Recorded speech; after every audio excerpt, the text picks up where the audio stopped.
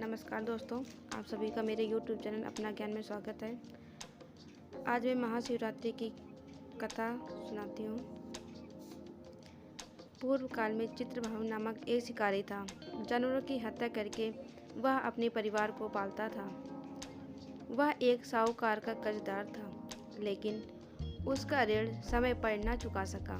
क्रोधित साहूकार ने शिकारी को शिव मठ में बंदी बना लिया। संयोग से उस दिन शिवरात्रि थी। शिकारी ध्यानमग्न होकर शिव संबंधी धार्मिक बातें सुनता रहा। चतुर्दशी को उसने शिवरात्रि व्रत की कथा भी सुनी। शाम होते ही साहूकार ने उसे अपने पास बुलाया और ऋण चुकाने के लिए कहा।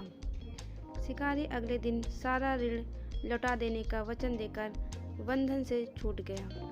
अपनी दिनचर्या के बाद वह जंगल में शिकार के लिए निकला, लेकिन दिन भर बंदी गृह में रहने के कारण भूख प्यास से व्याकुल हो गया था।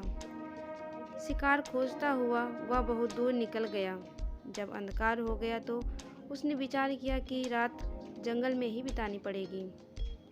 वह वन में एक तालाब के किनारे एक बेल के पेड़ पर चढ़कर रात बिताने का इंतजार करने लगा। विल वृक्ष के नीचे शिवलिंग था, जो विल पत्रों से ढका हुआ था। शिवरात्रि को उसका पता न चला। पड़ाव बनाते समय उसने जो टहनियाँ तोड़ी वे संयोग से शिवलिंग पर गिरती चली गई। इस प्रकार दिन भर भूखे प्यासे शिकारी का व्रत भी हो गया और शिवलिंग पर विल पत्र भी चढ़ गए। एक पहर रात बीत जाने पर एक गर्भिणी हिरणी तालाब पर पानी पीने पहुंची। शिकारी ने धनुष पर तीर चढ़ाकर जे हुई पतंगा खींची। हिरणी बोली, मैं गर्भिणी हूँ, शीघ्र ही प्रसव करूँगी। तुम एक साथ दो जीवों की हत्या करोगे, जो ठीक नहीं है। मैं बच्चों को जन्म देकर शीघ्र ही तुम्हारे समक्ष प्रस्तुत हो जाऊंगी, तब मार लेना। शिकारी ने पतंगा ढीली कर दी और हिरणी जंगली झाड़ियों में लुप्त हो गई।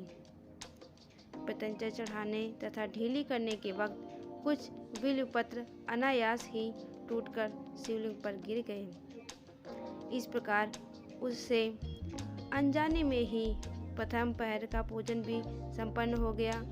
कुछ ही देर बाद एक और हिरणी उधर से निकली। शिकारी की प्रसन्नता का ठिकाना न रहा। समीप आने पर उसने धनुष पर बाण चढ़ाया। तब उसे देख हिरणी ने विनम्रतापूर्वक निवेदन किया, हे शिकारी, मैं थोड़ी देर पहले ऋतु से निवृत्त हुई हूँ, कामातुर विरणी हूँ, अपने प्रिय की खोज में भटक रही हूँ। मैं अपने पति से मिलकर शीघ्र ही तुम्हारे पास आ जाऊंगी। शिकारी ने उसे भी जाने दिया। 2 बार शिकार को खोकर उसका माथा ठनका। वह चिंता में पड़ गया। रात का आखिरी पहर बीत रहा था। इस बार भी धनुष से लगकर कुछ बेलपत्र शिवलिंग पर जा गिरे तथा दूसरे पहर की पूजन भी संपन्न हो गई। तभी एक अन्य हिरणी अपने बच्चों के साथ उधर से निकली। शिकारी के लिए यह स्वर्णिम अवसर था। उसने धनुष पर तीर चढ़ाने में देर नहीं लगाई। वह तीर छोड़ने वाला ही था कि हिरणी बोली, हे शिकारी, मैं इन बच्चों को इनके पिता के हवाले कर लौट आऊंगी। इस समय मुझे मत मारो। शिकारी हंसा और बोला, सामने आए शिकार को छोड़ दूं? मैं ऐसा मूर्ख नहीं। इससे पहले मैं 2 बार अपना शिकार खो चुका हूँ। मेरे बच्चे भूख प्यास से व्यग्र हो रहे होंगे।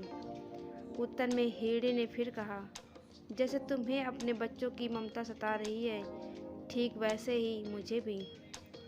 हे शिकारी, मेरा विश्वास करो, मैं तुम्हें इनके पिता के पास छोड़कर तुरंत लौटने की प्रतिज्ञा करती हूँ। हिरणी का दीन स्वर सुनकर शिकारी को उस पर दया आ गई।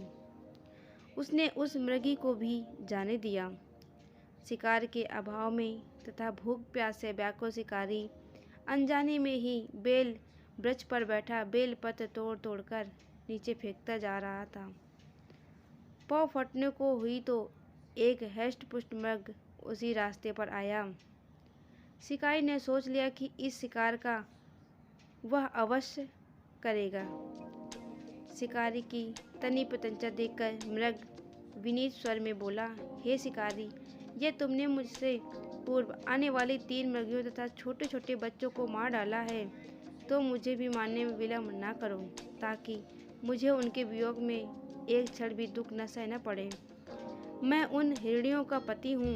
यदि तुमने उन्हें जीवन दान दिया है तो मुझे भी कुछ क्षण का जीवन देने की कृपा करो। मैं उनसे मिलकर तुम्हारे समक्ष उपस्थित हो जाऊंगा। मृग की बात सुनते ही शिकारी के सामने पूरी रात का घटनाचक्र घूम गया। उसने सारी कथा मृग को सुना दी। तब मृग ने कहा, मेरे तीनों पत्नियां जिस प्रकार प्रतिज्ञाबद्ध होकर गई हैं, मेरी मृत्यु से अपने धर्म का पालन नहीं कर पाएंगी।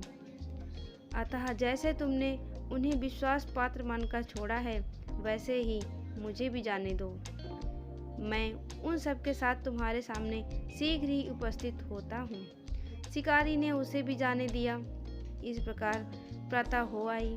उपवास, रात जागरण तथा शिवलिंग पर बेलपत्र चढ़ने से अनजाने में ही पर शिवरात्रि की पूजा पूर्ण हो गई। पर अनजाने में ही की हुई पूजा का परिणाम उसे तत्काल मिला। शिकारी का हिंसक हृदय निर्मल हो गया, उसमें भगवत शक्ति का वास हो गया।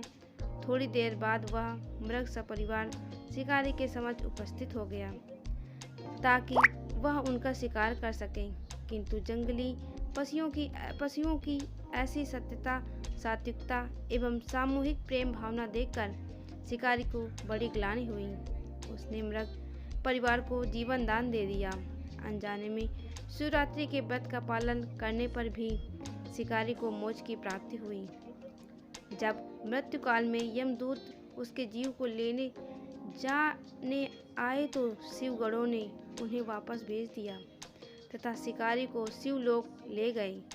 शिव जी की कृपा से ही अपने इस जन्म में राजा चित्रभानु अपने पिछले जन्म को याद रख पाए तथा महाशिवरात्रि के महत्व को जानकर उसका अगले जन्म में भी पालन कर पाए।